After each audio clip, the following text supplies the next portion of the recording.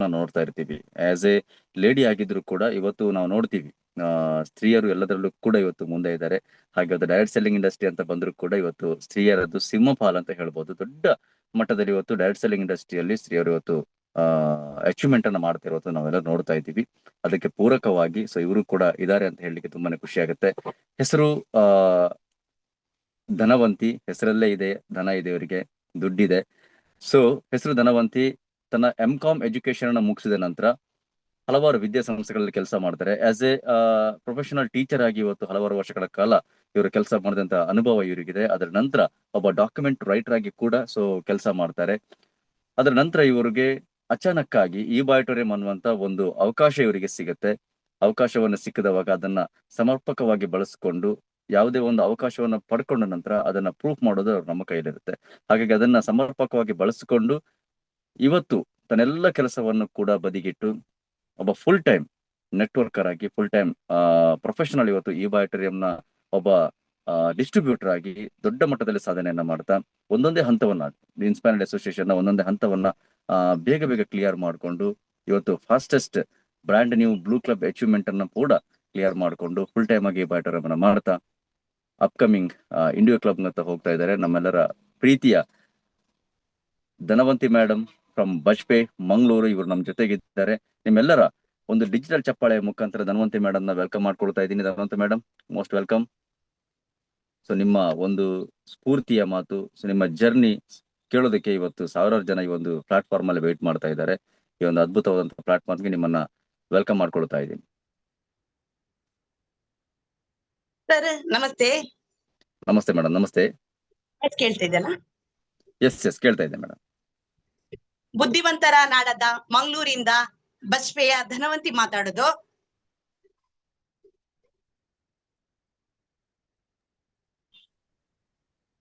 Sir audio video ಎಲ್ಲ clear ಇದೆ madam, please continue. ಬಾಲ್ಯವು ಹೇಗಿತ್ತೆಂದ್ರೆ ಚಿನ್ನದ ತಟ್ಟೆಯಲ್ಲಿ ಊಟ ಮಾಡುವಂತ ಅವಕಾಶ ಇದ್ರು. ಅದು ಅವಕಾಶ ಕೆಲವೊಂದು ಸಂದರ್ಭದಲ್ಲಿ ನಮ್ಗೆ ಅದು ಅವಕಾಶ ಸಿಗಲ್ಲ. ಯಾಕೆಂದ್ರೆ ನನ್ನ ತಂದೆಯ ಅನಾರೋಗ್ಯದ ಕಾರಣದಿಂದಾಗಿ ಎಲ್ಲಾ ಆಸ್ತಿ ಪಾಸ್ತಿ ಎಲ್ಲವನ್ನು ಕಳೆದುಕೊಂಡು ನಾವು ಬಾಡಿಗೆ ಮನೆಯಲ್ಲಿ ಇರುವಂತಹ ಪರಿಸ್ಥಿತಿ ಬಂತು. ಅಂತ ಸಂದರ್ಭದಲ್ಲಿ ನನ್ನ ತಾಯಿ ಧೈರ್ಯಗೆಡದೆ ಎಲ್ಲವನ್ನು ನಿಭಾಯಿಸಿಕೊಂಡು ನಮ್ಗೆ ಒಂದು ಒಳ್ಳೆಯ ಎಜುಕೇಶನ್ ಕೊಟ್ಟಿದ್ದಾರೆ. ಆ ಎಜುಕೇಶನ್ ಇಂದ ಇವತ್ತು ನಾನು M.Com ತನಕ ಅಂದ್ರೆ ನಮ್ಮ ಕೈಯಲ್ಲಿ ದುಡ್ಡು ಇಲ್ಲದಿದ್ರು ಒಂದು ತಾಯಿ ಕೊಟ್ಟಂತ ಒಂದು ಮಹತ್ವವಾದ ನಿರ್ಧಾರ ಅಂದ್ರೆ ಆ ಸಮಯದಲ್ಲಿ ನಮ್ಮಲ್ಲಿ ಹಣ ಎಂಬುದಿಲ್ಲ, ನಮ್ಮಲ್ಲಿ ಧೈರ್ಯ ಸಾಹಸವನ್ನ ತುಂಬಿದಂತಹ ತಾಯಿಯಿಂದ ನಾನು ಒಂದು ಒಳ್ಳೆಯ ಪಾಠ ಕಲಿತೆ. ಯಾರಿಂದಲೂ ನಾವು ಕೈ ಒಡ್ಬಾರ್ದು, ಚಾಚಬಾರ್ದು ಎಂಬ ಒಳ್ಳೆಯ ಸಂದೇಶದಿಂದ ನಾನು ಹುಟ್ಟಿ ಬೆಳೆದಂತ ವಾತಾವರಣ. ದುಡಿಯುವ ಕೈಗಳು 2 ಇದ್ರು, ತಿನ್ನುವ ಕೈಗಳು 10. ಅಂದ್ರೆ ಬಡತನದಿಂದ ನಾವು ಬಂದವರು. ವಿದ್ಯಾಭ್ಯಾಸಕ್ಕೆ ಅಂದ್ರೆ ನಮ್ಮಲ್ಲಿ ಹಣದ ಸಮಸ್ಯೆ ಇರುವುದರಿಂದ ಪಕ್ಕದಲ್ಲಿರುವ ಸರ್ಕಾರಿ ಶಾಲೆಯಲ್ಲಿ ನಾವು ವಿದ್ಯಾಭ್ಯಾಸ ಎಲ್ಲಿ ತನಕ ಅಂದ್ರೆ M.Com ತನಕ ನಾನು ವಿದ್ಯಾಭ್ಯಾಸವನ್ನು ಕಂಪ್ಲೀಟ್ ಮಾಡಿದ್ದೇನೆ.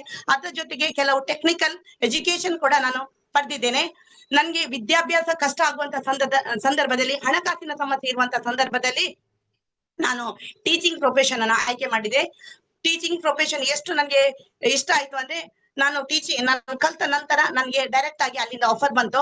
ನಾನು ಸ್ವಲ್ಪ ಸಮಯದಲ್ಲಿ ಮುಂದುವರಿಸುವಾಗ ಅಲ್ಲಿ ನನ್ನ ಬೆಳವಣಿಗೆ ಆಗುದಿಲ್ಲ, ಅಂದ್ರೆ ನಾನು ಎನಿಸಿದ್ದನ್ನು ಸಾಧಿಸ್ಲಿಕ್ಕೆ ಅದರಿಂದ ಸಾಧನೆ ಆಗುದಿಲ್ಲ ಎಂಬುದನ್ನು ಮನೆಗೊಂಡು ಅದರಿಂದ ಹೊರಗೆ ಬಂದೆ. ಅಲ್ಲಿಂದ ಒಂದು ಪ್ರೈವೇಟ್ ಸೆಕ್ಟರ್ ಅಲ್ಲಿ ಕೆಲಸ ಮಾಡಿದೆ. ಪ್ರೈವೇಟ್ ಸೆಕ್ಟರ್ ಅಲ್ಲಿ ನನ್ನ ಕೆಲಸವನ್ನು, ನನ್ನ ಪ್ರಾಮಾಣಿಕತೆ, ನನ್ನ ಆತ್ಮವಿಶ್ವಾಸವನ್ನು ನೋಡಿದಂತ ಪ್ರೈವೇಟ್ ಸೆಕ್ಟರ್ ನನಗೆ ಒಳ್ಳೆಯ ಸಂಪಾದನೆಯನ್ನು ಕೊಟ್ರು. ಅಂದ್ರೆ ಪ್ರತಿ ತಿಂಗಳಿಗೆ ಇಂತಿಷ್ಟು ಅಂತ ದುಡಿಮೆಗೆ ನನ್ನ ಹಣವನ್ನು ಕೊಟ್ಟಿದ್ರು. ಆದ್ರೂ ಅಲ್ಲಿ ನನಗೆ ಕೂಡ ಅತೃಪ್ತಿ. ಯಾಕೆ ಗೊತ್ತಾ, ಅಲ್ಲಿ ನನ್ಗೆ ಬೆಳವಣಿಗೆಗೆ ಅವಕಾಶ ಇಲ್ಲ. ಅಂದ್ರೆ ನನ್ಗೆ ಅದೇ ಒಂದು ಸ್ಥಾನಮಾನ ಪ್ರತಿ ವರ್ಷ ಸ್ವಲ್ಪ ಅಂದ್ರೆ ಇನ್ಕ್ರಿಮೆಂಟ್ ಮಾಡ್ತಿದ್ರು. ಹಣಕ್ಕೋಸ್ಕರ ನನ್ನ ಟ್ಯಾಲೆಂಟ್ ಅನ್ನು, ನನ್ನ ಎಜುಕೇಶನ್ ಅನ್ನು ಅಲ್ಲಿ ಮುಡಿಪಾಗಿತ್ತೆ. ಅದ್ರಲ್ಲಿ ನನ್ಗೆ ಸಮಾಧಾನ ಇರ್ಲಿಲ್ಲ. ಮುಂದೆ ಏನು ಅಂತ ಅವಕಾಶ ಬಂದಾಗ ಇನ್ನು ಯಾರ ಕೈಯಲ್ಲಿ ನಾನು ದುಡಿಬಾರ್ದು ಎಂಬ ಏಕೈಕ ಉದ್ದೇಶದಿಂದ ನಾನು ನನ್ನದೇ ಸ್ವಂತ ಸೆಲ್ಫ್ ಎಂಪ್ಲಾಯ್ಮೆಂಟ್ ಅಂತ ನೀವು ಕರಿಬಹುದು ಅಂತ ಒಂದು ಆಫೀಸ್ ಅನ್ನು ಮಾಡಿದೆ. ನನ್ನ ಅಗಾಧವಾದ ಅದರಲ್ಲಿ ನಾನು ಪ್ರೈವೇಟ್ ಸೆಕ್ಟರ್ ದುಡಿದಂತ ಅಗಾಧವಾದ ಅನುಭವವನ್ನು ನನ್ನ ಒಂದು ಬಿಸ್ನೆಸ್ ಗೆ ಹಾಕಿದೆ. ಸಾಧಾರಣ 7 ರಿಂದ 8 ಲಕ್ಷ ನನ್ನ ಬಿಸ್ನೆಸ್ ಗೆ ಹಾಕಿ ಬಂಡವಾಳ ಹಾಕಿ ನಾನು ಅಲ್ಲಿ ದುಡಿಲಿಕ್ಕೆ ಸ್ಟಾರ್ಟ್ ಮಾಡಿದೆ. ದುಡಿಯುವಾಗ ನನ್ಗೆ ಏನು ಹಣಕಾಸದ ಸಮಸ್ಯೆ ಆಗ್ಲಿಲ್ಲ. ನಾನೊಂದು ಲೋನ್ ಮಾಡಿದೆ.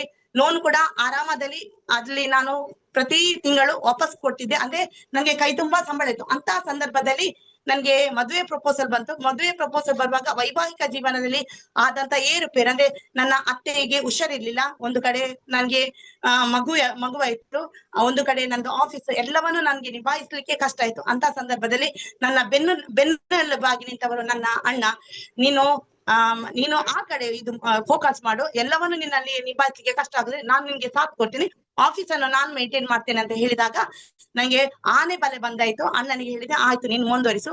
ಅದ ನಂತರ ನನ್ನ ಆಫೀಸ್ ಅನ್ನು ಅಣ್ಣನಿಗೆ ಸಂಪೂರ್ಣವಾಗಿ ಹ್ಯಾಂಡ್ ಓವರ್ ಮಾಡಿ ನಾನು ಏನ್ ಮಾಡಿದೆ, ನನ್ನ ಇಲ್ಲಿ ವೈವಾಹಿಕ ಜೀವನಕ್ಕೆ ಬಂದೆ.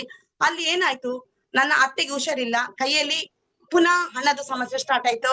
ತಿನ್ಲಿಕ್ಕೆ ಉಣ್ಲಿಕ್ಕೆ ಏನು ಸಮಸ್ಯೆ ಇಲ್ಲ, ಆದ್ರೂ ಹೆಣ್ಣು ಮಕ್ಕಳಿಗೆ ಪ್ರತಿಯೊಂದಕ್ಕೆ ಕೈ ಚಾಚುದು ಅಷ್ಟು ನನ್ಗೆ ಇಷ್ಟ ಇರ್ಲಿಲ್ಲ. ನಾನೇನ್ ಮಾಡಿದೆ, ಇನ್ನೊಂದು ವಿದ್ಯಾಸಂಸ್ಥೆಗೆ ನಾನು ಒಂದು ಅತ್ಯಂತ ಪ್ರಭಾವಶಾಲಿಯಾದ ಮಂಗಳೂರಲ್ಲಿ ಒಂದು ವಿದ್ಯಾಸಂಸ್ಥೆಗೆ ಜಾಯಿನ್ ಆದೆ. ಅಲ್ಲಿ ವರ್ಕ್ ಮಾಡಿದೆ. ಅಲ್ಲಿ ಕೂಡ ನನ್ನ ಸಂಬಳ, ನನ್ನ ಕ್ವಾಲಿಫಿಕೇಶನ್ಗೆ ನನ್ಗೆ ಬೇಕಾದಷ್ಟು ಇನ್ಕಮ್ ಸಿಗಲಿಲ್ಲ. 1 ವರ್ಷದಲ್ಲಿ ನನ್ಗೆ ಏನೋ ತಳಮಳ, ನಾನು ಇಷ್ಟು ಕಲ್ತಿದ್ದೇನೆ, ನನ್ಗೆ ಇಷ್ಟೇ ಸ್ಯಾಲರಿ. ಅಲ್ಲಿ ಕೂಡ ನಂಗೆ ಒಂಥರ ನನ್ನ ಬೆಳವಣಿಗೆ ಅವಕಾಶ ಇಲ್ಲ. ನಾವು ಅವಕಾಶಕ್ಕೆ ಕಾಯ್ತಾ ಇದ್ದೆ. ನಾನು ಆ ವಿದ್ಯಾಸಂಸ್ಥೆಯನ್ನು ಬಿಟ್ಟೆ. ಮುಂದೇನು ಅಂತ ಕ್ವಶನ್ ಬರುವಾಗ 0 ಇತ್ತು. ಅಂತ ಸಂದರ್ಭದಲ್ಲಿ ಪುನಃ ನನ್ನದೇ ಪ್ರೊಫೆಷನ್ ಪುನಃ ಸ್ಟಾರ್ಟ್ ಮಾಡಿದೆ. ಸೆಲ್ಫ್ ಎಂಪ್ಲಾಯ್ಮೆಂಟ್ ಆಗಿ ಇಲ್ಲಿ ನಮ್ಮ ಬಜ್ಪೆಯಲ್ಲಿ ನಂದೇ ಆಫೀಸ್ ಮಾಡಿದೆ. ಅಲ್ಲಿ ಸ್ವಲ್ಪ ಇನ್ವೆಸ್ಟ್ಮೆಂಟ್ ಮಾಡಿದೆ. ನನ್ಗೆ ಅಲ್ಲಿ ನನ್ನ ಕ್ಲೈಂಟ್ ಎಲ್ಲ ಬರ್ಲಿಕ್ಕೆ ಸ್ಟಾರ್ಟ್ ಮಾಡಿದ್ರು. ನಾನೇನೋ ಬಿಸ್ನೆಸ್ ಪಿಕ್ ಮಾಡುವಂತ ಸಂದರ್ಭದಲ್ಲಿ ಏನಾಯ್ತು ಅಂದ್ರೆ, ಸಡನ್ ಆಗಿ ನನ್ನ ಗೆಳತಿ ಕಾಲ್ ಮಾಡಿದ್ಲು, ಧನವಂತಿ ನೀನ್ ಇಲ್ಲಿದ್ಯಾ ಅಂತ. ನಾನು ಹೇಳಿ ನಾನು ಆಫೀಸ್ ಅಲ್ಲಿ ಇದ್ದೇನೆ ಅಂತ. ಆಗ ನಾನು ಮೀಟ್ ಮಾಡ್ಬೇಕಿತ್ತು. ಯಾಕೆ ಅಂತ, ಅವಳು ಪ್ರೊಫೆಷನಲ್ ಆಗಿ ವೆಲ್ ಎಜುಕೇಟೆಡ್, ವೆಲ್ ಕ್ವಾಲಿಫೈಡ್. ನಾವು ಆ ಒಂದು ಸಾಧಾರಣ ಕಾಲೇಜ್ ದಿನಗಳಲ್ಲಿ 3 ವರ್ಷ ನಾನು ಮತ್ತು ಅವರ ಜೊತೆಗೆ ಕಲಿತವರು. ಅಂತ ಸಂದರ್ಭದಲ್ಲಿ ಇವರು ಫೋನ್ ಮಾಡಿದಕ್ಕೆ ಬಾ ಅಂತ ಹೇಳಿದೆ. ಬಾ ಅಂತ ಹೇಳುವಾಗ ನನ್ಗೆ ಈ ಮ್ಯಾಟ್ರೆಸ್ ನ ಬಗ್ಗೆ ಹೇಳಿದ್ರು. ಮ್ಯಾಟ್ರೆಸ್ ಅಂದ್ರೆ ಏನು ಅಂತ ಮನೆಯಲ್ಲಿ ಬಂದು ನಂಗೆ ಅದ್ರ ಪ್ರೆಸೆಂಟೇಶನ್ ಕೊಟ್ರು. ಪ್ರೆಸೆಂಟೇಶನ್ ಕೊಡುವಾಗ ನನ್ನಲ್ಲಿ ಆಫೀಸ್ ಉಂಟು, ನನ್ನಲ್ಲಿ ಇನ್ಕಮ್ ಉಂಟು. ನಾನೇನ್ ಮಾಡಿದೆ, ಅವಳು ನನ್ನ ಬಿಸ್ನೆಸ್ ಗೆ ಕರಲಿಲ್ಲ, ಖಾಲಿ ಮ್ಯಾಟ್ರೆಸ್ ಪರ್ಚೇಸ್ ಮಾಡಿದೆ. ಅದನ್ನ ನನ್ಗೆ ಅದ್ರ ಬಗ್ಗೆ ಯಾವುದೇ ಜ್ಞಾನ ಇರ್ಲಿಲ್ಲ. ನಾನೇನ್ ಮಾಡಿದೆ, ನನ್ನ ಅಕ್ಕನಿಗೆ ಗಿಫ್ಟ್ ಕೊಟ್ಟೆ. ಅಲ್ಲಿ ನಾನು ಮರೆತೆ ನನ್ನ ವರ್ಕ್ ಶೆಡ್ಯೂಲ್ ಅಲ್ಲಿ ನಾನು ಬಿಸ್ನೆಸ್ ಅಲ್ಲಿ ನಾನು ಬ್ಯುಸಿ ಆಗಿದೆ, ಅದನ್ನು ಮರೆತು ಬಿಟ್ಟಂತ ಸಂದರ್ಭದಲ್ಲಿ ಆ ಮ್ಯಾಟ್ರೆಸ್ ನಲ್ಲಿ ನಂಗೆ ಒಂದು ಅಚಾನಕ್ ಅದ್ಭುತವಾದ ರಿಸಲ್ಟ್ ಬಂತು. ಏನಂದ್ರೆ, ಆ ಮ್ಯಾಟ್ರೆಸ್ ನನ್ನ ಅಕ್ಕ ಯೂಸ್ ಮಾಡಿದ ಅವಳಿಗೆ ಕೆಲವು ಗಂಭೀರ ಸಮಸ್ಯೆ ಇತ್ತು. ಆ ಸಮಸ್ಯೆ ಎಲ್ಲಿ ತನಕ ಅಂದ್ರೆ, ಅವರಿಗೆ ಉಣ್ಲಿಕ್ಕೆ ಆಗುದಿಲ್ಲ, ತಿನ್ಲಿಕ್ಕೆ ಆಗುದಿಲ್ಲ, ಪ್ರತಿಯೊಂದರಲ್ಲಿ ಅವಳಿಗೆ ಸಮಸ್ಯೆ ಇರುವ ಕಾರಣ ಈ ಮ್ಯಾಟ್ರೆಸ್ ಯೂಸ್ ಮಾಡಿದ ನಂತರ 3 ತಿಂಗಳ ನಂತರ ಅವಳ ಆರೋಗ್ಯದಲ್ಲಿ ಒಂದು ಬದಲಾವಣೆ ಬಂತು. ಆರೋಗ್ಯದಲ್ಲಿ ಬದಲಾವಣೆ ಬಂದದನ್ನು ಅವಳು ನನ್ಗೆ ಎಕ್ಸ್ಪ್ಲೈನ್ ಮಾಡಿದ್ರು. ನೀನ್ ಅವತ್ತೊಂದು ಮ್ಯಾಟ್ರೆಸ್ ಕೊಟ್ಟಿದ್ಯಲ್ಲ, ಆ ಮ್ಯಾಟ್ರೆಸ್ ನಿಂಗೆ ಇದು ಚೇಂಜಸ್ ಆಯ್ತು. ಅಂತ ಸಂದರ್ಭದಲ್ಲಿ ನನ್ನ ಫ್ರೆಂಡ್ ಇವತ್ತು ಹೆಸರು ಹೇಳಲೇಬೇಕು.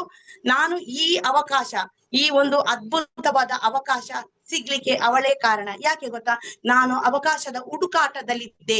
ನನ್ಗೆ ಅಂದ್ರೆ ನನ್ನದೇ ಎಂಪ್ಲಾಯ್ಮೆಂಟ್ ಅಲ್ಲಿ ಇನ್ಕಮ್ ಇಲ್ಲ ಅಂತಲ್ಲ, ಇನ್ಕಮ್ ಇತ್ತು. ನಾನು ಒಂದು ತಿಂಗಳಿಗೆ 1.5 ಲಕ್ಷ 2 ಲಕ್ಷ ಟರ್ನ್ ಓವರ್ ಮಾಡ್ತಿದ್ದೆ. ಆದ್ರೆ ಅದ್ರಲ್ಲಿ ನಂಗೆ ವಿಪರೀತ ಖರ್ಚಿತ್ತು.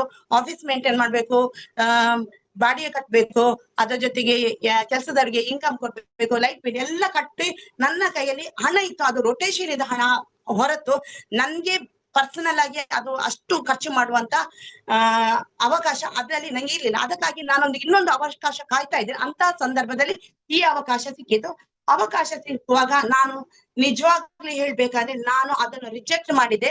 ನನ್ಗೆ ಅದ್ರಲ್ಲಿ ಇಂಟ್ರೆಸ್ಟ್ ಇಲ್ಲ. ಯಾಕೆ ಗೊತ್ತಾ, ಅದೊಂದು ಮ್ಯಾಟ್ರೆಸ್ ಎಂತ ಬೆಡ್ ಮಾರುದಾ ನನ್ನ ತಲೆಯಲ್ಲಿ ಹಾಗೆ ಇತ್ತು. ನಾನೇನ್ ಮಾಡಿದೆ ಗೊತ್ತಾ, ಅಕ್ಕನ ಇದನ್ನು ಕೇಳಿ ಹೌದಲ್ಲ, ಆಗ ನಾನು ಏನ್ ಮಾಡಿದೆ, ನನ್ಗೆ ನನ್ನ ಫ್ಯಾಮಿಲಿಗೆ, ನನ್ನ ಅಪ್ಪ ಅಮ್ಮನಿಗೆ ಕೊಟ್ಟೆ. ಅಲ್ಲಿ ಕೂಡ ನಂಗೆ ವಂಡರ್ಫುಲ್ ಚೇಂಜಸ್ ಕಾಣಿತು. ಆ ಚೇಂಜಸ್ ನೋಡುವಾಗ ನನ್ನ ಅಪ್ಪ ಹಾರ್ಟ್ ಪೇಷಂಟ್, ಅವರ ಜೊತೆ ಹಾರ್ಟ್ ಪಂಪಿಂಗ್ ಕೆಪಾಸಿಟಿ ಕಮ್ಮಿ ಇತ್ತು. ನಾನು ಅವರಿಗೆ ಯೂಸ್ ಮಾಡಿದಾಗ ನಂತರ ಅಪ್ಪ ಹೇಳಿದ್ರು, ನಿನ್ನ ಮ್ಯಾಟ್ರೆಸ್ ಯೂಸ್ ಮಾಡಿದ ನಂತರ ನನ್ಗೆ ಏನೋ ಆರೋಗ್ಯದಲ್ಲಿ ಬದಲಾವಣೆ ಕಾಣ್ತದೆ, ನನ್ಗೆ ಏನೋ ಚೇಂಜಸ್ ಕಾಣ್ತದೆ. ಬಲೆ ನಮ್ಮ ತುಳಲ್ಲಿ ಹೇಳಿದ್ರು, ಮಗಳೇ ಒಳ್ಳೇದುಂಟು ಅಂತ ಹೇಳಿದ್ರು.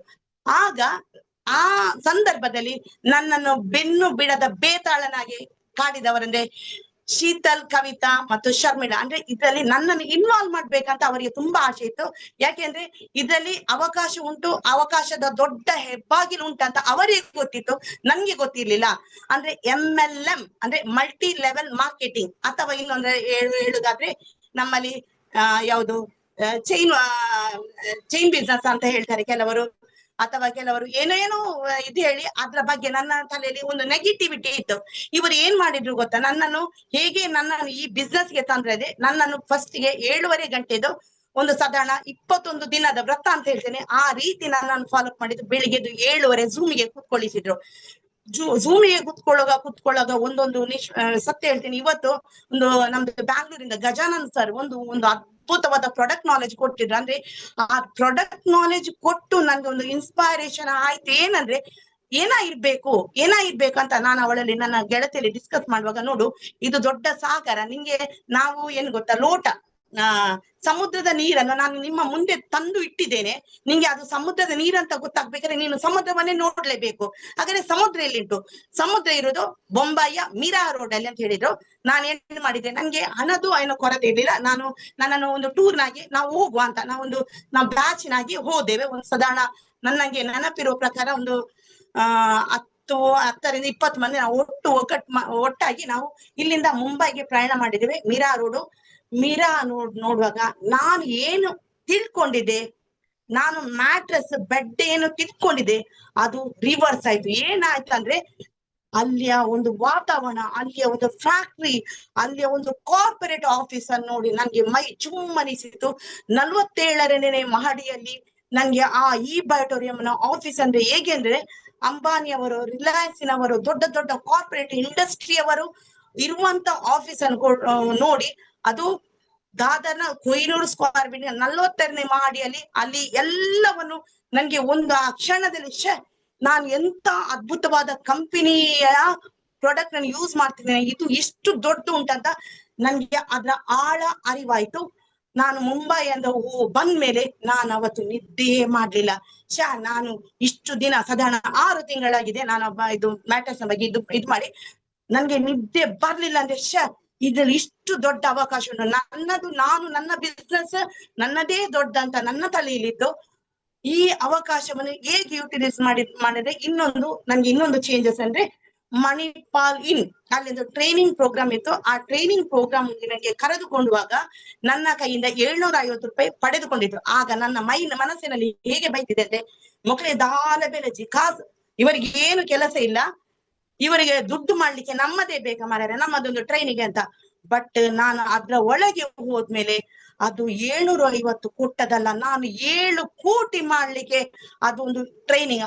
ಅಲ್ಲೊಂದು ನಿಸಾರ್ ಅಹಮದ್ ಅಂತ, ನನ್ಗೆ ಅವರು ಯಾರು ಏನು ಎತ್ತ ಅಂತ ಗೊತ್ತಿಲ್ಲ, ನಾನು ಅವರ ಟ್ರೈನಿಂಗ್ ಇಂದ ಎಷ್ಟು ಪ್ರಭಾವಿತನಾಗಿದ್ದೇನೆ ಅಂದ್ರೆ, ನನ್ನದು ಬಿಸ್ನೆಸ್, ನನ್ನ ನಾಲೆಜ್ ಅಗಾಧವಾದದ್ದು, ನನ್ನ ಇಂಡಸ್ಟ್ರಿ, ನಂಗೆ ಯಾರು ಚಾಲೆಂಜ್ ಮಾಡ್ಲಿಕ್ಕೆ ಸಾಧ್ಯ ಇಲ್ಲ. ಆದ್ರೆ ಇದು ಒಂದು ಸಮುದ್ರ ಅಂದ್ರೆ ಅಲ್ಲಿ ಏಕಾಂಗಿ ಹೋರಾಟ ಆಯ್ತು. ಇಲ್ಲಿ ಒಂದು ಟೀಮ್, ಒಂದು ತಂಡ ಕಟ್ಟುವುದರಿಂದ ಏನೆಲ್ಲ ಅದ್ಭುತ ಆಗ್ಬೋದು. ನಂಗೆ ಹೊರಗೆ ಬರುವಾಗ ನಂಗೆ ನಂಗೆ ಎದೆ ತುಂಬಿ ಬಂತು. ನಾನು ಹೋಗುವಾಗ ಯಾವ ಮನಸ್ಥಿತಿಯಲ್ಲಿ ಹೇಳಿದ್ದೇನೆ ಅಂದ್ರೆ, ಇದು ದಂಡ 750 ರೂಪಾಯಿ ದಂಡ ನಾನು ಕೊಡುವಾಗ. ಬರುವಾಗ ನನ್ನ ಕೈಯಲ್ಲಿ ಒಂದು ಫೈಲ್ ಕೊಟ್ಟಿದ್ರು. ಅದೇ ರೀತಿ ನನ್ಗೆ ಒಂದು ಅದ್ಭುತವಾದ ನಾಲೆಜ್ ಎಂಬುದು ನನ್ನ ತಲೆಗೆ ತುಂಬಿಸಿದ್ರು. ನಾನು ಅಲ್ಲಿಂದ ಮನೆಗೆ ಬಂದು ನನ್ನ ಗಂಡನಲ್ಲಿ ಡಿಸ್ಕಸ್ ಮಾಡುವಾಗ ಅವರು ಹೇಳಿದ್ರು, ಬೇಡ, ಇದರಲ್ಲಿ ಏನು ನಿಂಗೆ ಕಷ್ಟ ಆಗ್ಬೋದು, ಯಾಕೆ ಗೊತ್ತಾ, ನೀನು ಆಲ್ರೆಡಿ ಇನ್ನೊಂದು ಬಿಸ್ನೆಸ್ ಫೀಲ್ಡ್ ಅಲ್ಲಿ ಇದ್ದೀನಿ, ನಾನು ಅದು ಲೋನ್ ಮಾಡಿದ್ದೆ, ನೀನ್ ಚಂದದಲ್ಲಿದ್ದಿ, ನಿನ್ನ ಬಿಸ್ನೆಸ್ ಒಳ್ಳೆ ಡೆವಲಪ್ಮೆಂಟ್ ಆಗ್ತಾ ಇದೆ ಅಂತ ಹೇಳುವಾಗ ನಾನು ಅವರ ವಿರೋಧವನ್ನು ಲೇಖಿಸದೆ ನಾನು ಇದನ್ನು ಪಾರ್ಟ್ ಟೈಮ್ ಆಗಿ ಸ್ಟಾರ್ಟ್ ಮಾಡಿದೆ. ಯಾಕೆ ಗೊತ್ತಾ, ಅಲ್ಲಿ ನಂಗೆ ಕಮಿಟ್ಮೆಂಟ್ ಇತ್ತು. ಅಂದ್ರೆ ನಾನು ಆಫೀಸ್ ಮಾಡಿದೆ, ಅಲ್ಲಿ ಇನ್ಕಮ್ ನಂಗೆ ಜನರೇಟ್ ಆಗ್ಬೇಕು, ಅಲ್ಲಿ ಲೋನ್ ಉಂಟು, ಅದನ್ನೆಲ್ಲ ನಾನು ಇದು ಬ್ಯಾಲೆನ್ಸ್ ಮಾಡ್ಬೇಕಾದ್ರೆ ನಾನು ಅಲ್ಲಿ ದುಡಿಲೇಬೇಕು. ಯಾಕೆ ಗೊತ್ತಾ, ಇದ್ರಲ್ಲಿ ನಂಗೆ ಅಷ್ಟು ಧೈರ್ಯ ಇರ್ಲಿಲ್ಲ. ಅಂದ್ರೆ ನಾನು ಸ್ಟಾರ್ಟಿಂಗ್ ಮೊದಲ ಹೆಜ್ಜೆಲಿ. ನಂತರ ಏನಾಯ್ತಂದ್ರೆ, ಇನ್ನೊಂದು ಪ್ರೋಗ್ರಾಮ್ ಕಂಡಕ್ಟ್ ಮಾಡಿದ್ರು ನಮ್ಮ ಉಡುಪಿಯ ಅಂಬಲ್ಪಾಡಿಯಲ್ಲಿ, ವಿಜಯೋತ್ಸವ ಸಂದರ್ಭದಲ್ಲಿ ನಾನು ಪಾರ್ಟ್ ಟೈಮ್, ಅಲ್ಲಿ ತನಕ ನಾನು ಪಾರ್ಟ್ ಟೈಮ್ ಆಗಿ ಕೆಲಸ ಮಾಡುವವಳು. ನಂಗೆ ಸಾಧಾರಣ ಒಂದು ಇದರಲ್ಲಿ ಪಾರ್ಟ್ ಟೈಮ್ ಆಗಿ ಮಾಡಿದ್ರು ನಂಗೆ 1 ಲಕ್ಷ ಒಂದು ಅಂತ ಅಲ್ಲಿ ತನಕ ಬಂದಿತ್ತು. ಆಗ ನನ್ನಲ್ಲಿ ಒಂದು ವೇದಿಕೆಗೆ ಹೇಗೆ ಕರೆದ್ರು ಅಂದ್ರೆ, ನನ್ಗೆ ಇವತ್ತು ಯಾರು ಕೂಡ ಅಂತ ಸನ್ಮಾನ ನನ್ನ ಲೈಫ್ ಅಲ್ಲಿ ಸಿಗ್ಲಿಲ್ಲ. ಅಲ್ಲಿಂದ ನನ್ನ ಟರ್ನಿಂಗ್ ಪಾಯಿಂಟ್ ಆಯ್ತು. ನನ್ ಪಡ್ದ ಇನ್ಕಮ್ 1 ಲಕ್ಷ ಆಗಿರ್ಬೋದು, ಅದು ನನ್ಗೆ 1 ಕೋಟಿ ಮಾಡುವಂತ ಅಲ್ಲಿ ನನ್ಗೆ ಒಂದು ಇನ್ಸ್ಪೈರ್ ಸಿಕ್ಕಿತ್ತು. ವೇದಿಕೆಯಲ್ಲಿ ನನ್ನನ್ನು ಕರೆದ್ರು, ನನ್ನ ಹಾಗೆ ತುಂಬಾ ಜನ ಕರೆದು ನನ್ನ ಜೊತೆಯಲ್ಲಿದ್ದವರು ಎಷ್ಟೋ ಜನ ಅಲ್ಲಿ ಅರ್ಧದಲ್ಲಿ ಬಿಟ್ಟವರು ಇದ್ದಾರೆ, ಮುಂದುವರಿಸುತ್ತಾ ಇದ್ದವರು ಇದ್ದಾರೆ. ಅಲ್ಲಿಂದ ನನ್ನ ಬದಲಾವಣೆ, ಎಲ್ಲಿ ಬದಲಾವಣೆ ಮಾಡುದಾದ್ರೆ ಈ ಬ್ಯಾಟರಿ ಮನೆ ಮಾಡ್ತೇನೆ. ಇಲ್ಲಿ ನಾನು ಯಾವತ್ತೂ ಈ ವ್ಯಕ್ತಿಯನ್ನು ದೇವರಂತ ನಾನು ಯಾವತ್ತೂ ಪರಿಗಣಿಸುವಂತ ವ್ಯಕ್ತಿ ಅಲ್ಲ. ನಾನು ಯಾವಾಗ್ಲೂ ಸತ್ಯವನ್ನು ಒಪ್ಪುವವಳು, ಸತ್ಯದ ಪರವಾಗಿ ಮಾತನಾಡುವವಳು. ನಾನು ಏನ್ ಮಾಡಿದೆ ಗೊತ್ತಾ, ಅಂದ್ರೆ ಇಲ್ಲಿ ಹೇಗೆ ಬಂತಂದ್ರೆ ನನ್ಗೆ 1 ಲಕ್ಷ ಇನ್ಕಮ್ ಹೇಗೆ ಬಂತಂದ್ರೆ, ನಾನು ಪ್ರಾಡಕ್ಟ್ ಅನ್ನು ಪ್ರಮೋಷನ್ ಮಾಡಿ ನನ್ನ ಲೆವೆಲ್ಗೆ, ನನ್ಗೆ ಎಲ್ಲರಿಗೆ ಕೊಟ್ಟಿಲ್ಲ, ನನ್ನ ಅತ್ಯಂತ ಪ್ರೀತಿ ಪಾತ್ರರಿಗೆ, ನನ್ನ ಕುಟುಂಬದ ವರ್ಗದವರಿಗೆ ನಾನು ಆ ಪ್ರಾಡಕ್ಟ್ ಅನ್ನು ಕೊಡ್ತಾ ಇದ್ದೆ. ನನ್ಗೆ ಒಂದು ಅಳುಕು ಇತ್ತು, ಅಂದ್ರೆ ನನ್ನ ಪಕ್ಕದವರಿಗೆ ಕೊಟ್ರೆ ನನ್ಗೆ ತಮಾಷೆ ಮಾಡ್ತಾರ, ಅದು ಇದಂತ ಅಳುಕು ಇತ್ತು. ಆದ್ರೆ ಆ ಅಳುಕು ಯಾವಾಗ ಅಂಬಲ್ಪಾಡಿಯ ವಿಜಯೋತ್ಸವ ಕಾರ್ಯಕ್ರಮದಲ್ಲಿ ಆ ಅಳಕೆಲ್ಲ ಫುಲ್ ಮಾಯ ಆಯ್ತು. ಯಾಕೆ ಗೊತ್ತಾ, ಟಿವಿಯಲ್ಲಿ ನಮ್ಗೆ ವಿಮಲ್ಗೆ ಅಡ್ವರ್ಟೈಸ್ ಕೊಡ್ತಾರೆ, ಡ್ರೆಸ್ ಇದು ಎಲ್ಲ ಬೇಡದೆಲ್ಲ ಅಡ್ವರ್ಟೈಸ್ ಕೊಡ್ತಾರೆ. ಆದ್ರೆ ನಮ್ಮ ಪ್ರಾಡಕ್ಟ್, ಬ್ರ್ಯಾಂಡ್ ಪ್ರಾಡಕ್ಟ್, ಗಿನ್ನಿಸ್ ದಾಖಲೆಗೆ ಹೋದ ಪ್ರಾಡಕ್ಟ್, ಇದನ್ನು ಪ್ರಮೋಷನ್ ಮಾಡ್ಲಿಕ್ಕೆ ನನ್ಗೆ ಯಾಕೆ ನಾಚಿಕೆ ಪಡ್ಬೇಕೆಂಬ ಒಂದು ದೃಢವಾದ ಸಂಕಲ್ಪದಿಂದ ಅಲ್ಲಿಂದ ಹೊರಗೆ ಬಂದೆ. ಅಲ್ಲಿಂದ ಹೊರಗೆ ಬಂದು ಕೇವಲ 6 ತಿಂಗಳಲ್ಲಿ ನಾನು ಗ್ರೀನ್ ಕ್ಲಬ್ ಅಂದ್ರೆ ನಿಮ್ಮ ಇದರಲ್ಲಿ ಹೇಳುದಾದ್ರೆ 5 ಲಕ್ಷದ ಇನ್ಕಮ್ ಅನ್ನು ಕೇವಲ 6 ತಿಂಗಳಲ್ಲಿ ಅಲ್ಲಿಂದ ಬದಲಾವಣೆ, ನಾನು ಪರಿವರ್ತನೆ ಹೇಳ್ತಾರಲ್ಲ, ಒಂದು ಹುಳ ಚಿಟ್ಟೆಯಾಗಿ ಪರಿವರ್ತನೆ ಆಗ್ತದೆ ಹೇಳ್ತೇನೆ, ಆ ರೀತಿ ಪರಿವರ್ತನೆ ಹೋದೆ. ಅಲ್ಲಿಂದ ನಾನು ಏನ್ ಮಾಡಿದೆ, ಇಲ್ಲಿ ನನ್ಗೆ ಮ್ಯಾಟ್ರಸ್ ಅನ್ನು ನಾನು ಬಸ್ ಅಲ್ಲಿ ಇಟ್ಕೊಂಡು ಹೋಗ್ತಿದ್ದೆ, ರಿಕ್ಷಾದಲ್ಲಿ ಏನ್ ಮಾಡ್ತಿದ್ದೆ, ಬಾಡಿಗೆ ಕೊಟ್ಟು ನಾನು ಹೋಗ್ತಿದ್ದೆ. ಅಂತ ಸಂದರ್ಭದಲ್ಲಿ ನನ್ಗೆ ಇದನ್ನು ನಾನು ಯಾಕೆ ನನ್ನದೇ ಓನ್ ವೆಹಿಕಲ್ ಇರ್ಬೋದು, ಲೈಫ್ ಅಲ್ಲಿ ನಾನು ಕನಸು ಕಂಡಿದ್ದೆ, ನಾನೊಂದು ಗಾಡಿ ತಗೊಳ್ಬೇಕಂತ. ಅದು ಕೂಡ ಲೈಫ್ ಅಲ್ಲಿ ಯಾವತ್ತೂ ಕನಸು ಕಂಡಿದ್ದೇನೆ, ಈಗ ಅಲ್ಲ ಯಾವತ್ತೂ ಕನಸು ಕಂಡಿದ್ದೇನೆ, ಅದೇನು ಕಾರ್ ಆಗಿರ್ಬೇಕಂತ. ಆದ್ರೆ ಅದು ನನಸು ಮಾಡಿದ್ರು ಯಾವಾಗಂದ್ರೆ, ನಾನು ಇನ್ಸ್ಪೈರ್ ಇಂಡಿಯಾ ಅಸೋಸಿಯೇಷನ್ ಎಂಬ ಸಂಸ್ಥೆಯ ಜೊತೆ ಕೈ ಜೋಡಿಸಿದ ಅವರ ಸಾಥಿನಿಂದ ನನ್ಗೆ ಅದು ಸಾಧ್ಯ ಆಯ್ತು. ನಾನು ಏನ್ ಮಾಡಿದೆ, ನನ್ಗೆ ಒಳಗೆ ಅಳುಕಿದ್ರು ನಾನು ಧೈರ್ಯವಾಗಿ ನನ್ನಲ್ಲಿರುವ ಹಣವನ್ನು, ಈ ಇದರಲ್ಲಿ ಬಂದಂತ ಇನ್ಕಮ್ ಅನ್ನು ಯಾವುದೇ ಕಾರಣಕ್ಕೆ ನನ್ನ ಗಂಡ ನನ್ನ ಇನ್ಕಮ್ ಅನ್ನು ಕೇಳಲಿಲ್ಲ. ಯಾಕೆಂದ್ರೆ ಅವರಲ್ಲಿ ಇದರ ಬಗ್ಗೆ ನೆಗೆಟಿವಿಟಿ ಇತ್ತು. ಅದಕ್ಕೆ ಹೇಳಿದ್ರು, ನೀನು ದುಡ್ಡದು ನಿನಗೆ, ನನ್ಗೆ ಯಾವುದೇ ಬೇಡ, ಆದ್ರೆ ಇದರಿಂದ ನನ್ನ ಹೆಸರು ಹಾಳಾಗ್ಬಾರ್ದು, ಅಷ್ಟೇ ಉದ್ದೇಶ. ಅದರ ಜೊತೆಗೆ ನಿನ್ನ ಕೂಡ ಹೆಸರು ಹಾಳಾಗ್ಬಾರ್ದು. ನಾನು ದೃಢವಾದ ಸಂಕಲ್ಪದಿಂದ ಏನ್ ಮಾಡಿದೆ, ಕಾರನ್ನು ನಮ್ಮ ಮಂಗಳೂರಿನ ಟಾಟಾ ಶೋರೂಮ್ ಅಲ್ಲಿ ಒಂದು ಬುಕ್ ಮಾಡಿದೆ. ಬುಕ್ ಮಾಡಿ ಅಡ್ವಾನ್ಸ್ 1 ಅಲ್ಲ 2 ಲಕ್ಷವನ್ನು ನಾವು ಪಾವತಿಸಿದೆ. ನನ್ಗೆ ಇನ್ನೊಂದು ಸಂತಸದ ವಿಷಯ ಅಂದ್ರೆ, ಇದಕ್ಕಿಂತ ಮೊದ್ಲು ನಾನು ಎಲ್ಲಾದ್ರೂ ಲೋನ್ ಕೇಳುವಾಗ ನನ್ನ ಗಂಡನ ಹೆಸರಲ್ಲಿ ನಾನು ಲೋನ್ ಮಾಡ್ತಿದ್ದೆ. ಅವರಲ್ಲಿ IT ರಿಟರ್ನ್ಸ್ ಎಲ್ಲ ಇತ್ತು, ನಾನು ಯಾವುದೇ ಲೋನ್ ಮಾಡ್ತಿರ್ಲಿಲ್ಲ. ಬಟ್ ಈ ಸಂಸ್ಥೆಗೆ ಅಂದ್ರೆ ಇನ್ಸ್ಪೈರ್ ಇಂಡಿಯಾ ಅಸೋಸಿಯೇಷನ್ ಜೊತೆ ಯಾವಾಗ ನಾನು ಮಿಂಗಲ್ ಆದೇನೆ, ನನ್ನ TDS ಅಂದ್ರೆ ನನ್ಗೆ ಇನ್ಕಮ್ ನನ್ಗೆ ಗೊತ್ತಿಲ್ಲ ಅದಕ್ಕೆ, ನನ್ನ ಇನ್ಕಮ್ ಅಲ್ಲಿ TDS ಕಟ್ಟಾಗಿ ಅದು ಎಲ್ಲಿ ಲಾಭ ಆಯ್ತಂದ್ರೆ, ನಾನು ಲೋನ್ಗೆ ಅಪ್ಲೈ ಮಾಡುವಾಗ ಇಮಿಡಿಯೇಟ್ಲಿ ನನ್ನ ಟ್ರಾನ್ಸಾಕ್ಷನ್, ನನ್ನ ಇನ್ಕಮ್ ನೋಡಿ ಬ್ಯಾಂಕ್ ಮ್ಯಾನೇಜರ್ 1 ದಿವಸದಲ್ಲಿ ನನ್ಗೆ ಯಾವುದೇ ಕಷ್ಟ ಇಲ್ಲದೆ ನನ್ನ ಪಾನ್ ಕಾರ್ಡ್ ಕೇಳಿದ್ರು, ಆಧಾರ್ ಕಾರ್ಡ್ ಕೇಳಿದ್ರು, ಬ್ಯಾಂಕ್ ಡೀಟೇಲ್ಸ್ ಕೇಳಿದ್ರು, ಅದು ಬಿಟ್ಟು ಯಾವುದೇ ನಂಗೆ ಕಿರಿಕಿರಿ ಕೊಡದೆ ಇವತ್ತು ನಾನು ಕೊಟ್ಟ ಅಪ್ಲಿಕೇಶನ್ಗೆ ನನಗೆ ಮರುದಿವಸ ಕೊಟ್ಟು ನನಗೆ, ಮೇಡಮ್ ನಿಮ್ಮ ಡಾಕ್ಯುಮೆಂಟ್ ಪರ್ಫೆಕ್ಟ್ ಆಗಿದೆ, ನಿಮ್ಗೆ ಎಲಿಜಿಬಿಲಿಟಿ ಉಂಟು, ನಿಮ್ಗೆ 30 ಲಕ್ಷ ಕೂಡ ನಾನು ಲೋನ್ ಸ್ಯಾಂಕ್ಷನ್ ಮಾಡ್ಬೋದು, ನಿಮ್ಗೆ ಎಷ್ಟು ಬೇಕು ಅಂತ ಹೇಳಿದ್ರು. ನಾನು ಹೇಳಿದೆ, ಸರ್ ನನ್ಗೆ ಕಾರ್ ಪರ್ಚೇಸ್ ಮಾಡ್ಲಿಕ್ಕೆ ನನ್ಗೆ ಅಷ್ಟು ಹಣ ಬೇಡ, ನಂಗೆ ಜಸ್ಟ್ ಒಂದು 10 ಲಕ್ಷ ಸಾಕು ಹೇಳಿದ್ರು. ನೋಡಿ, ನಾವೊಂದು ಲೋನ್ ಇನ್ನೊಬ್ಬರಲ್ಲಿ ಬೆಗ್ ಮಾಡ್ಬೇಕಾದ್ರೆ ಎಷ್ಟು ಕಷ್ಟ ಉಂಟು ಅಂದ್ರೆ, ಅದು ನನ್ಗೆ ಇದಕ್ಕಿಂತ ಮೊದ್ಲು ಅನುಭವ ಆಗಿದೆ. ಅಂದ್ರೆ ನಾನು ಲೋನ್ಗೆ, ನನ್ನ ಬಿಸ್ನೆಸ್ಗೆ ಲೋನ್ಗೆ ಹೋಗುವ ನಂಗೆ ತುಂಬಾ ಕಷ್ಟ ಆಯ್ತು. ನಾನು ಹಸ್ಬೆಂಡ್ ಮೂಲಕ ಲೋನ್ ಪಡೆದವಳು. ಈಗ ಏನಾಗಿದೆ, ಈಗ ನನ್ನ ಹೆಸರಲ್ಲೇ ನನ್ಗೆ ಅದು ಏನು ವರವಾಗಿ ಇದ್ ಮಾಡಿತ್ತು. ನಂಗೆ 10 ಲಕ್ಷ ಸ್ಯಾಂಕ್ಷನ್ ಮಾಡಿದ್ರು. ಸ್ಯಾಂಕ್ಷನ್ ಮಾಡಿದ 1 ವಾರದಲ್ಲಿ ಅದಕ್ಕಿಂತ ಬುಕ್ ಮಾಡಿದೆ. ನಂಗೆ ಈ ಲೋನ್ ಸಿಗುವ ಧೈರ್ಯದಲ್ಲಿ ಬುಕ್ ಮಾಡಿದೆ. ಗಾಡಿ ರಿಲೀಸ್ ಆಯ್ತು. ನಂಗೆ ಬಿಡ್ಲಿಕ್ಕೆ ಗೊತ್ತಿಲ್ಲ. ಅಂದ್ರೆ ನಾನು ಯಾವಾಗ ಗಾಡಿ ತಗೊಳ್ತೇನೆ ಅಂತ ಡಿಸೈಡ್ ಮಾಡಿದ್ದೇನೆ, ಆಗ ನಾನು ಕಲೀಲಿಕ್ಕೆ ಸ್ಟಾರ್ಟ್ ಮಾಡಿದ್ದು. ಎಲ್ಲರೂ ಎಂತ ಮಾಡಿದ್ದು, ಕಲ್ತು ಗಾಡಿ ಬುಕ್ ಮಾಡೋದು. ನಾನು ಬುಕ್ ಮಾಡಿ ಕಲೀಲಿಕ್ಕೆ ಸ್ಟಾರ್ಟ್ ಮಾಡಿದೆ. ಒಂದು 40 ದಿನದ ಕ್ಲಾಸ್ ಅಲ್ಲಿ ನಾನು ಏನ್ ಮಾಡಿದೆ ಗೊತ್ತಾ, ನನ್ನ ಈ ಏಜ್ ಅಲ್ಲಿ ನನ್ಗೆ ಎಷ್ಟೋ ತಮಾಷೆ ಮಾಡಿದ್ರು. ನೀವನು ಕಾರು ಬಿಟ್ಟೆ ನಾನು ಬಾವಿಗೆ ಹಾರ್ತೇನೆ, ನಾನು ನದಿಗೆ ಹಾರ್ತೇನೆ ಎನ್ನುವರು ಇವತ್ತು ನನ್ನ ಗಾಡಿಯಲ್ಲಿ ನಾನು ಮಂಗಳೂರಲ್ಲ, ಕುಂದಾಪುರ, ಹೊನ್ನಾವರ, ಇಲ್ಲಿಂದ ಚಿಕ್ಕಮಗಳೂರು, ಮಡಿಕೇರಿ, ಕಾಸರಗೋಡು ನಾನು ಏಕಾಂಗಿಯಾಗಿ ಡ್ರೈವ್ ಮಾಡ್ತೇನೆ. ನನ್ನ ಗಂಡ ಇನ್ನೊಂದು ಸಪೋರ್ಟ್, ಅವರದ ಒಂದು ಬೆಂಬಲ ಅಂದ್ರೆ, ಮೊದ್ಲಾದ್ರೆ ನನ್ನಲ್ಲಿ ಕ್ವಶನ್ ಕೇಳಿದ್ರು ರಾತ್ರಿ ಬರುವಾಗ ಲೇಟ್ ಆಗುವಾಗ, ಅಂದ್ರೆ ಹೆದರಿಕೆ ಇತ್ತು. ನಾವು ಹೆಣ್ಣು ಅಂದ್ರೆ ಎಲ್ಲಾದ್ರೂ ಏನಾದ್ರೂ ಸಮಸ್ಯೆ ಆದ್ರೆ ಅಂದ್ರೆ ಕಷ್ಟ ಓಡಿಕೊಂಡು, ಆದ್ರೆ ಈಗ ನನ್ನ ಕೈಯಲ್ಲಿ ಗಾಡಿ ಬಂದು ಎಲ್ಲಾ ಕಡೆ ಯಾವುದೇ ಅಳುಕು ಅನ್ಯ. ಇನ್ನೊಂದು ಪ್ಲಸ್ ಏನಂದ್ರೆ ಆ ಗಾಡಿಯಿಂದ ನಾನು ಇವತ್ತು ಅಚೀವ್ಮೆಂಟ್ ಮೇಲೆ ಅಚೀವ್ಮೆಂಟ್ ಮಾಡ್ಲಿಕ್ಕೆ ಸಾಧ್ಯ ಇತ್ತು. ಇವತ್ತು ಈ ವೇದಿಕೆ ನನಗಾಗಿ, ಯಾಕೆಂದ್ರೆ ನಾನು ಇನ್ಸ್ಪೈರ್ ಇಂಡಿಯಾ ಅಸೋಸಿಯೇಷನ್ ಜೊತೆ ಕೈ ಜೋಡಿಸಿದ್ರಿಂದ ಅವರ ಟ್ರೈನಿಂಗ್ ಪ್ರೋಗ್ರಾಮ್ಗೆ, ಅವರ ಝೂಮ್ ಕಾರ್ಯಕ್ರಮಕ್ಕೆ, ಇನ್ನೊಂದು ಮಂಗಳೂರಲ್ಲಿ ಕುಟುಂಬೋತ್ಸವ ಅಂದ್ರೆ ಪ್ರತಿಯೊಂದು ಕಾರ್ಯಕ್ರಮ ನಂಗೆ ಯಾಕೆ ಖುಷಿ ಅಂದ್ರೆ ಇದು ಟ್ರೈನಿಂಗ್ ಅಂತ ಅನಿಸುದಿಲ್ಲ. ಇದು ಒಂದು ನಮ್ಗೆ ಮೈಸೂರಲ್ಲಿ ಒಂದು ಟ್ರೈನಿಂಗ್ ಕೊಟ್ಟಿದ್ದಾರೆ. ಎಂತ ಟ್ರೈನಿಂಗ್ ಅಂದ್ರೆ ಇದು ಜಗತ್ತಿಗೆ ಮಾತ್ರ ಅಲ್ಲ, ಸಾರಿ ಇದು ಬಿಸ್ನೆಸ್ ಮಾತಿಗೆ ಅಲ್ಲ, ನನ್ನ ಜೀವನವನ್ನು ಹೇಗೆ ರೂಪಿಸಬಹುದು, ನನ್ನಲ್ಲಿರುವ ಧೈರ್ಯವನ್ನು, ನನ್ನ ಒಳಗಿರುವ ಅಳುಕನ್ನು ಎಲ್ಲವನ್ನು ಇದು ನನ್ಗೆ ಹೊರಗೆ ತರ್ಲಿಕ್ಕೆ ಆಯ್ತು. ನಾನು ನಿಜವಾಗ್ಲೂ ಋಣಿಯಾಗಿರ್ತೇನೆ.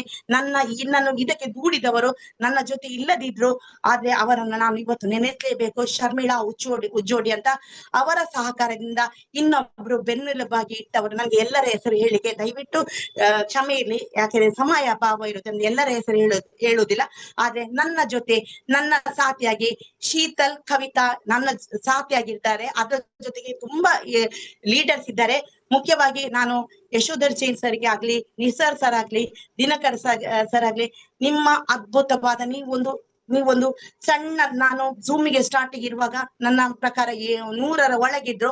ಇವತ್ತು ಝೂಮ್ ಹತ್ತಿರ 1000 ಘಾಟಿ ತಲುಪಿದೆ. ಅಂದ್ರೆ ನಿಮ್ಮ ಪರಿಶ್ರಮ, ಅವತ್ತು ನೀವು ಇನ್ವೆಸ್ಟ್ ಮಾಡಿ ನಮ್ಮನ್ನು ಟ್ರೈನಿಂಗ್ ಗೆ ಕರೆಸಿದ್ದೀರಿ. ನಂಗೆ ಟ್ರೈನಿಂಗ್ ಗೆ ಹಣ ಕೊಡುವಾಗ ನಾನು ಎಷ್ಟೋ ಸಲ ಬೈದದುಂಟು. ಆದ್ರೆ ಇವತ್ತು ನಾನು ಇಷ್ಟು ಒಂದು ಗಟ್ಟಿಯಾಗಿ ಒಂದು ದೃಢವಾದ ನಿರ್ಧಾರ ಮಾಡಿ ಇಷ್ಟು ಸ್ಟ್ರಾಂಗ್ ಆಗಿ ನಿಲ್ಲಿಕ್ಕೆ ಆ ಟ್ರೈನಿಂಗ್ ಕಾರಣ. ಸರ್, ನಿಮ್ಗೆ ಈ ಮೂಲಕ ನಾನು ಧನ್ಯವಾದ ತಿಳಿಸಿದ್ದೇನೆ. ಅದೇ ಜೊತೆಗೆ ಇಲ್ಲಿ ಟ್ರೈನಿಂಗ್ ಆಗ್ಲಿ, ಝೂಮ್ ಆಗ್ಲಿ, ನಾವು ಹೊರೆ ಮಾಡುದು ನೋಡಿ. ಒಂದು ಮಾವು ಗಿಡ ಆಗ್ಬೇಕಾದ್ರೆ ಮಾವಿನ ಇದು ಹಣ್ಣೆ ಆಗ್ಬೇಕು, ಅಥವಾ ಒಂದು ತೆಂಗಿನ ಗಿಡ ಆಗ್ಬೇಕಾದ್ರೆ ತೆಂಗಿನ ಕಾಯೇ ಬೇಕು. ಅದೇ ರೀತಿ ಒಂದು ಆಪಲ್ ಆಗ್ಬೇಕಾದ್ರೆ ಆಪಲ್ ಬೀಜವೇ ಬೇಕು. ಆದ್ರೆ ಈ ಬಯೋಟೋರಿಯಂ ಅಲ್ಲಿ ಇನ್ಸ್ಪೈರ್ ಇಂಡಿಯಾ ಜೊತೆ ನಾವು ಏನಾದ್ರೂ ಕೆಲಸ ಮಾಡ್ಬೇಕಾದ್ರೆ, ನಮ್ಗೆ ಇನ್ಕಮ್ ಆಗ್ಬೇಕಾದ್ರೆ ನಾವು ಇಲ್ಲಿ ದುಡ್ಡನ್ನು ಖರ್ಚು ಮಾಡ್ಲೇಬೇಕು. ಎಲ್ಲಿ ಖರ್ಚು ಮಾಡ್ಬೇಕು ಅಲ್ಲಿ ಖರ್ಚು ಮಾಡ್ಬೇಕು. ಇಲ್ಲಿ ಅಂತ ದೊಡ್ಡ ಏನು ಇನ್ಕಮ್ ಖರ್ಚು ಮಾಡ್ಲಿಕ್ಕಿಲ್ಲ. ಒಂದು ಟ್ರೈನಿಂಗ್ ಫೀಸ್ ಅಂದ್ರೆ ಒಂದು 100ರಿಂದ 200 ರೂಪಾಯಿ ತಗೊಳ್ತಾರೆ. ಅದೊಂದು ಕೆಲವರಿಗೆ ಅದು ಕೂಡ ಕೊಡ್ಲಿಕ್ಕೆ ಕಷ್ಟ ಆಗ್ತದೆ. ನಾನು ಕೊಟ್ಟ 100 ಅಥವಾ 200 ರೂಪಾಯಿ ಟ್ರೈನಿಂಗ್ ನನ್ಗೆ ಕೋಟಿ ಗಟ್ಲೆ ಹಣ ಮಾಡುವಂತ ದೊಡ್ಡ ಅವಕಾಶವನ್ನು ಕೊಟ್ಟಿದೆ. ಯಾಕೆ ಗೊತ್ತಾ, ಕೆಲವರಿಗೆ ಹೇಳ್ಬೋದು ಟ್ರೈನಿಂಗ್ ಅಂದ್ರೆ ಯಾವುದೇ ಟ್ರೈನಿಂಗ್ ಇಲ್ಲದೆ ನಾವು ಪರ್ಫೆಕ್ಟ್ ಆಗಿ ಚಂದವಾಗಿ, ಇವತ್ತು ನಾನು ಇಷ್ಟು ಸ್ಪಷ್ಟವಾಗಿ, ಇಷ್ಟು ನಿರ್ಗಳವಾಗಿ ಮಾತನ್ನು ಒಂದು ಪೋಣಿಸುವ ರೀತಿಯಲ್ಲಿ ಮಾಡಿದವರು ಇನ್ಸ್ಪೈರ್ ಇಂಡಿಯಾ ಅಸೋಸಿಯೇಷನ್. ಈ ಮೂವರ ಒಂದು ಕೃಪಾ ಕಟಾಕ್ಷ ಯಾರ ಮೇಲೆ ಬಿದ್ದಿದೆಯೋ ಅವರು 100% ಗೆಲ್ತಾರೆ.